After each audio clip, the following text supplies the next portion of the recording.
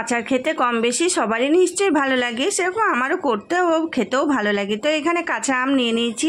আজ কিন্তু অল্প করে দুটো আম দিয়েই বানিয়েছি আচারটা।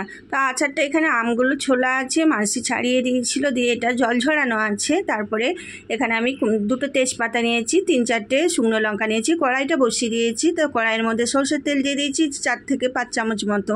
তারপরে ওতে 1 চা চামচ 5 ফোড়ন দিলাম, আর ওই শুকনো লঙ্কা 3টে এখন দিলাম, পরে আবার একটা দিয়ে দেবো, দিয়ে তেজপাতাটা দিয়ে দিলাম। তেলটা এসে গেলে আমগুলো দিয়ে দিচ্ছি। এক এক করে তেলটা পুরো কড়াই বুলিয়ে নেওয়ার পরে দিয়ে দিচ্ছি। তেলটা যেহেতু পাতলা কড়াই ছিল এসে গেছে, যে এইভাবে আমগুলো দিলাম। একটু ভাজার পরে হলুদটা দিচ্ছি, কিন্তু সঙ্গে সঙ্গে হলুদ দিইনি।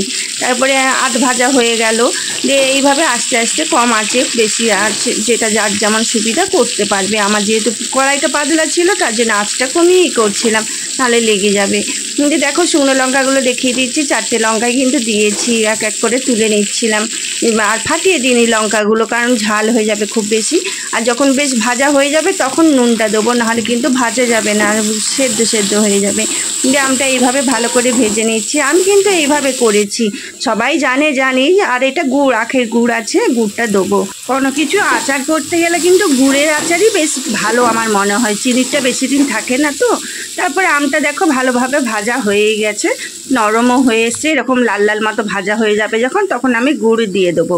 তো আমি এই গুড়টা দিয়েছি মোটামুটি 150-200 মতো নিয়েছি। আমগুলো খুবই টক আছে, কাটছিলাম যখন গন্ধটাতেই বুঝতে পারছিলাম, তো দিয়ে দিলাম।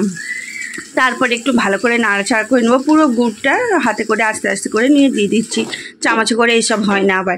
দিয়ে দেখো এইভাবে ফুটে উঠবে গুড় দেওয়ার পরে, তখন আস্তে আস্তে আঁচটা তো কমানোই আছে, তোমার যেন লেগে না যায় তলাতে, সেটা দেখতে হবে। তো তোমরাও যেভাবে আচার করো আমাকে কিন্তু জানিও অবশ্যই। তারপরে তোমার আস্তে একবার করে নাড়ছি, একবার করে মানে বন্ধ রাখছি, দিয়ে ও হয়েই গেছে। আমগুলো প্রায় দেখছি সেদ্ধ সেদ্ধ হয়েই গেছে, আর একটুখানি জাস্ট হলেই হয়ে যাবে। তারপরে আবার তোমার একটু ওয়েট করলাম, দেখো আমার হয়ে গেছে এটা। এবার আমি এটাকে নামিয়ে নেবো। তো নামানোর আগে দুপুরে আমি ভাতের থালিতেও একটু সাজিয়ে দিয়েছিলাম, আচার দিয়েছিলাম আজ বলেছিলাম, তো সেই ভাতের থালি সাজানোর জন্য নিয়ে নেবো। তো এখানে দেখো এটা কমপ্লিট হয়ে গেছে। ওটা একটা ছবি দিয়ে দিয়েছিলাম যাতে এরকম মতো হবে আর কি, বুঝতে পারে সবাই। তো দেখে তো এখনই ভালো লাগছে, বেশ লাল লাল রং হয়েছে, নামিয়ে নিলাম। আর এটা ভাজা মশলা আছে, জিরে, ধনে, 5 ফোড়ন আর তোমার শুকনো লঙ্কা গুঁড়ো করে মেশানো আছে। এই মশলাটা একটু ঠান্ডা হয়ে যাবে যখন, তখন কিন্তু দিয়ে দেবো। আর এটা আমি আগে তুলে নিয়েছিলাম ভাতের থালিতে, তার জন্য আগে একটু তুলে দেখিয়ে দিয়েছিলাম প্লেটে। এটা তুলে নিচ্ছি।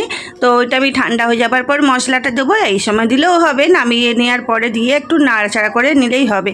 আর একটু আমি ঝোল ঝোল রেখেছি, কারণ এটা 2-3 দিন আমাকে রোদে দিতে হবে। রোদে দেওয়া এইভাবে আমি রোদে, টেবিলটাতেই রোদে এসেছিলো, ওখানে আমি এরকম চালনি চাপা দিয়ে রোদে দিয়ে দিয়েছিলাম মশলাটা। এইভাবেও একবার করবেন, যদি যারা না করে থাকেন নিশ্চয়ই খুবই ভালো লাগবে। আমি ওইটা মা ও শ্বশুরবাড়ি থেকে শিখেছি। বন্ধুরা, যদি আমার এই আচারের রেসিপিটা আপনাদের ভালো লেগে থাকে, একটু লাইক কমেন্ট করে পাশে থাকবেন। পুরোটা দেখেছেন, অসংখ্য অসংখ্য ধন্যবাদ। তো এখন আসছি, পরে দেখা হবে আবার নেক্সট ভিডিওতে। সবাই ভালো থাকবেন, সুস্থ থাকবেন, সবাইকে ভালো রাখবেন। টাটা।